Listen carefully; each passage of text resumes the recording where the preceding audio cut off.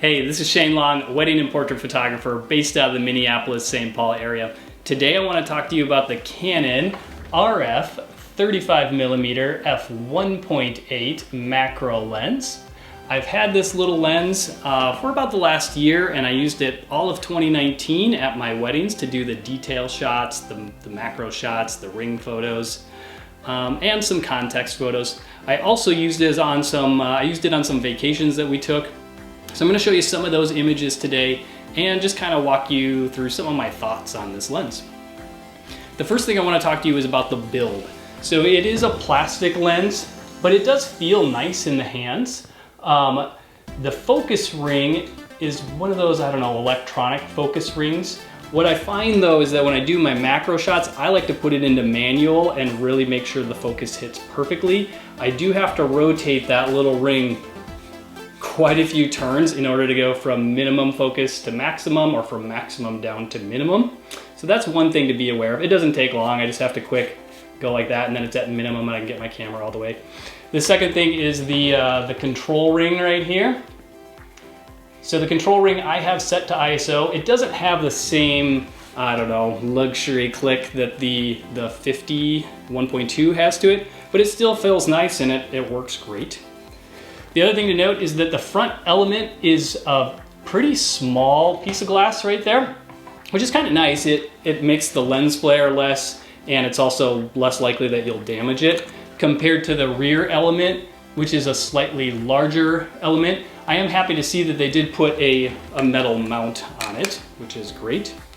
One thing that I find doesn't work that well is the image stabilization. So I was pretty hopeful with this lens that in doing macro shots, I would be able to handhold this. I mean, it's a 35mm, so I was hopeful that I'd be able to handhold it at maybe a 10th, at least a 20th, something slower than 35. But I find that in order to get a nice clear shot, I do have to hold it at, set my shutter at maybe like 1/80th of a second, just to make sure that there's not any camera shake. In terms of using it for portraiture with the image stabilization, I'm usually shooting at 1/25th as a minimum for my shutter speed, so the stabilization is kind of irrelevant at that point anyways. Now let's talk about the image quality. The image quality on this lens is fantastic. It's sharp wide open at f1.8, and when I do macro shots, I shoot it maybe at like f8 just to make sure the depth of field is wide enough. And at f8, it is tack sharp. I mean, the ring photos that I want to show you here are super sharp. I couldn't be happier with them. The only thing is if the image stabilization is not working well, then I get a little bit of camera shake. But in terms of the sharpness from the lens, it couldn't be better. For size comparisons, here it is next to the EF 50mm f1.8 and the EF 35mm f1.4 Mark II. It's closer in size and feel to the 50mm. They're both lightweight, plastic, have similar feels in their control rings. The 35 does feel like a slightly higher grade lens, but these two together are a great little combo for travel. Anytime we're going to Florida or just heading on a flight, I love the way these two feel in my bag when I don't want to carry all of my heavy professional gear. I want to show you now how close you have to be to do macro work with this lens. So this is the lens at its minimum focus distance. I was taking a picture of this SD card shot, which I'll show you in the next photo here, just to show you how much magnification it has. But one thing you want to watch is when you're using this lens, because you have to get so close, your camera will cast shadows from your light source. So you do want to make sure that your light is angled in a way that your lens isn't going to block that light. So this is not cropped at all. This is its full magnification, how big a SD card can get.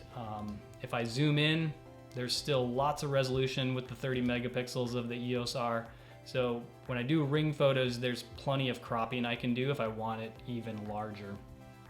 Okay, now I want to show you how I use this lens on a wedding day. I usually only pull this lens out for the detail stuff at the beginning of the day. So I'll arrange the bride's details, all her rings, earrings, shoes, anything that was important to her. I'll kind of arrange it in a beautiful manner so that it just presents better. Then after getting a shot kind of her details, I'll move in closer and get some details up close of her rings and everything. This lens is super sharp. So here I am maybe at like, I don't know, f6.3 perhaps, somewhere. I usually shoot at 6.3 to f8. And yet the lens is crazy sharp and the fall off is still beautiful. The bokeh in the background is smooth. Everything blurs very, very nicely. Another thing to note is this is a 35, so it stretches the field of view slightly. In one case, that's nice because I can come in here and get engravings inside of the rings and read that, whereas 100 macro is a little bit more compressed, so it's a little bit harder to get in that stretched kind of view. I'll also try to stack the rings in some way, get some other context shots. I usually try to do 1 or 2 different looks at their rings. Now I want to quick show you how I use the lens in one situation. So I was photographing these details and the bride and the bridesmaids were still in the room, and I could hear that the bridesmaids were about to give the bride a gift. So I popped up, I still had the 35 on, and I was able to quickly, because of the 35mm perspective, capture the context of what was going on. So here they all were giving her the gift, and the bokeh is smooth. This lens is just fantastic for capturing candids as they're happening, real life moments in a beautiful manner.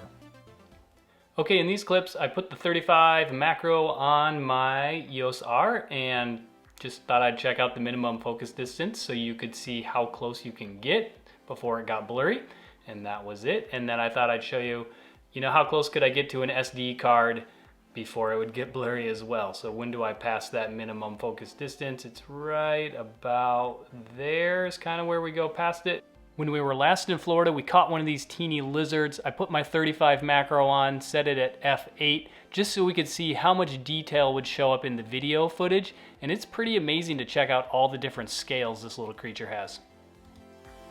All right, so that was the Canon RF 35mm f1.8 macro lens. It's a fantastic little lens, highly recommend it, especially if you're just getting started in the EOS R system or you're looking for something as a backup. The macro ability is great, the image quality is fantastic. If you want, you can find it in the link below, and if you haven't already, we'd love if you subscribe to our channel or at least like this video. Thanks again, we'll see you soon.